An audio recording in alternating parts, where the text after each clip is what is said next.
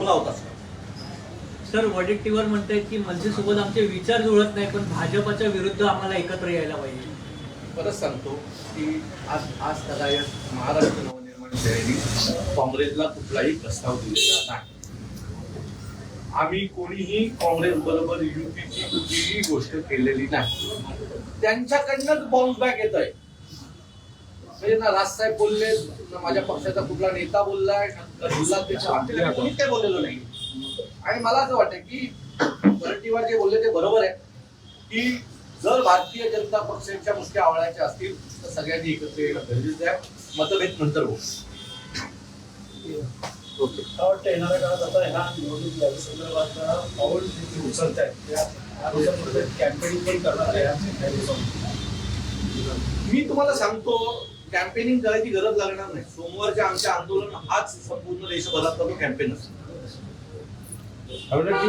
मुंबईमध्ये वर्षा गायकवाडांची वेगळी काय काँग्रेसशी आमचा कुठल्याही प्रकारचा अजून संबंध आलेला नाही. सन्माननीय राजसाहेब आणि काँग्रेसचे वरिष्ठ नेते भविष्यात त्याच्या बाबतीतला निर्णय घेतील. आमच्याकडनं काँग्रेसला कुठल्याही प्रकारचा प्रस्ताव केलेला नाही. बहुतेक महाराष्ट्र नवनिर्माण सेनेच्या नावाने जर ज्यांना प्रसिद्धी मिळत असेल तर ती प्रसिद्धी मिळवण्याचं काम त्यासाठी करतात. कल्याण काही दुसरी घटना घडलेली आहे. अमित साठवले जे झाले की मानसा आणि माणसासारखे राहावे हे लीड दोन आहे. या गोष्टीकडून आम्ही स्मृती सभागृहात जाणार आहे आणि ह्या दोन जे ठाकरे बंधू आहेत त्यांना कुठेतरी अमित साटम, भारतीय जनता पक्ष ही खोटी माणसं. आज त्या मुलाची जी घडली घटना त्याच्या कुटुंबासोबत आम्ही लोक आहोतच, पण घडलेली घटना परप्रांतीयाने हल्ला करतात त्या सगळ्या गोष्टीचं काय करणार? मग त्या कल्याणमध्ये ज्या मुलाला घरात घुसून मारलं परप्रांतीयाने, त्याच्या बाबतीत तुमचं दुःख, त्या मराठी माणसाबद्दल तुम्हाला दुःख नाहीये का? अशा 100 घटना आहेत की जिथे मराठी माणसावर हल्ले झाले. एवढ्या वेळेला भारतीय जनता पक्ष कुठे झोपला होता? त्या मराठी माणसांबद्दल तुम्हाला प्रेम नाहीये का? त्या मुलुंडमध्ये एका मराठी माणसाला घर देणार नाही सांगितलं, त्यावेळेला तुमचं प्रेम कुठे होतं मराठी माणसाच्या बाबतीतलं? ट्रेन मधून ज्या वेळेला मराठी माणसं पडली, या सगळ्या परप्रांतीयांचा तोफा सकाळी ट्रेनला असतो, 5 जण ट्रेन मधून पडली त्यावेळेला आणि ते त्यातले अनेक जण एक्सपायर झाली, त्यावेळेला का नाही अमित साटम यांच्या घरी जाऊन सहानुभूती दर्शवली? हा मराठी माणसाबद्दलचा राग वाढवण्याचं काम महाराष्ट्रात करतोय. उत्तर भारतीय किंवा परप्रांतीय आणि मराठी माणूस असा वाद तयार करण्याचं काम हे अमित साटम करतायत. याला उत्तर, चोख उत्तर मराठी माणूस नदीच्या काळात देईल. या माणसाला, मराठी माणसाला मारलेलं कळत नाही. आणि कुठला रे माणसाने माणसासारखे वागावे, त्या अधिकाऱ्याला फोनवर आई बहिणीवरनं शिव्या देत होता, त्यावेळेला ती माणूस कुठे होती? त्यावेळेला त्याची आई आणि तुझ्या आई काय फरक होता? एवढ्या घाणेरड्या शिव्या त्या अधिकाऱ्याला तू फोनवर देत होता, त्यावेळेला त्याची आई तुझी आई नव्हती का? सर कॅमेरा लोक द्या. मला असं वाटतंय की अमित साटम सारखी फालतू माणसं त्या गोष्टी बोलत असतात. माणसाने माणसासारखं वागायचं असेल तर ज्या वेळेला कल्याणमध्ये घटना घडली त्यावेळेला तिथं जायला पाहिजे होतं. त्या एका लहान एवढीच्या चिमुकल्या मुलीला तो लाताबुक्क्याने मारत होता, त्यावेळेला त्या मुलीच्या घरी का नाही गेला अमित साटम? का? ती मराठी होती म्हणून? एवढाच राग आहे का तुम्हाला मराठी माणसाबद्दलचा? भारतीय जनता पक्षाला या अमित साटमला एवढा मराठी माणसाचा राग आहे का की एखाद्या मराठी माणसाबद्दल एखादी घटना घडली की त्याच्या विरोधात परप्रांतीयांच्या बाजूने उभं राहायचं? तुम्हाला जे करायचं ते करा.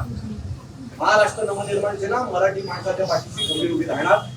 जर कोणी मराठी माणसाला आरे केला तर आम्ही कार्य करणार. तुम्हाला काय म्हणतात त्याची भिकारीगिरी लाचारी करायची की आम्ही सारख्या फालतू माणसांनी करायचं? म्हणणं की ज्यावेळेस अख्तरसारखे लोक येतात दिल्लीमध्ये जातात तेव्हा तुमचं तेव्हा काय बोलले नाही का? आशिष शेलारला खुलेशी आवडतो आणि त्याचे व्हिडिओ व्हायरल होतात. त्या आशिष शेलारला का नाही तुम्ही अजून पक्षातनं काढलं? परवा शिवसेनेच्या शिंदे गटाचा पहिला उमेदवार जो निवडून आला तो मुसलमान होता. त्याला का नाही तुम्ही पक्षातनं काढला? त्याला का नाही शिंदेना सांगितलं की त्याला पक्षातनं काढा?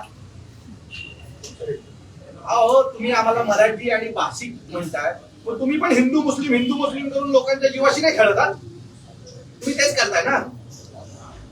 मी तुम्हाला सांगतो, माझ्या पक्षामध्ये किमान 150-200 उत्तर भारतीय आहेत.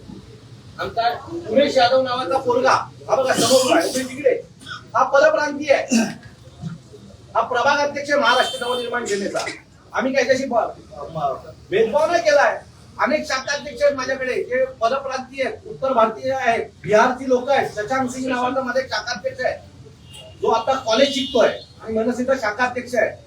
तर यांना नाही मारायला गेलो आम्ही लोक. जे मराठीच्या विरोधात बोलतात आम्ही त्यांना धडा शिकवतोय ना.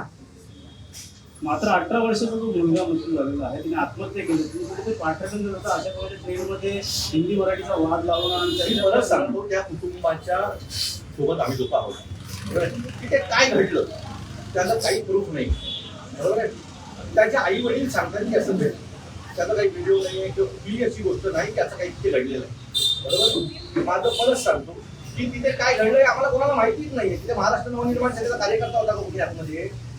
आता महाराष्ट्रात मराठीच्या बाबतीमध्ये जनजागृती झाली आहे, मान्य करायला हवंय.